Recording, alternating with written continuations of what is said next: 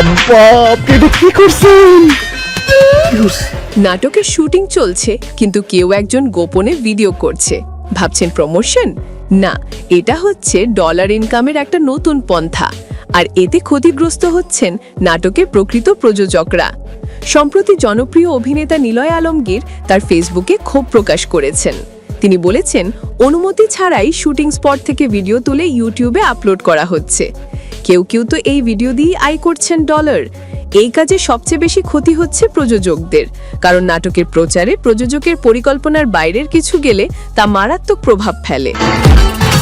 তোমার কণ্ঠ যেমন সুন্দর, তুমি দেখতেও তেমন সুন্দর। তোমার না আমার খুব ভালো লাগছে। অনেকে বলেন প্রমোশন করছি, কিন্তু এই প্রমোশন প্রযোজকের জন্য কতটা লাভজনক? নাটক তৈরির পিছনে একটি বিশাল টিম কাজ করে। প্রযোজক বিনিয়োগ করেন লাখ লাখ টাকা।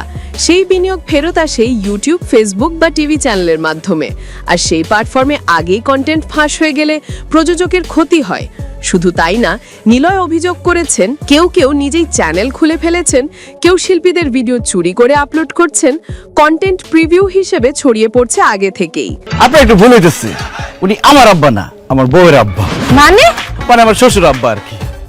অনেকে বলেন, ভাই একটু প্রমোশন করছি, কিন্তু প্রমোশন কবে, কিভাবে, কি কন্টেন্ট দেখানো হবে এটা ঠিক করার দায়িত্ব তো প্রযোজকের।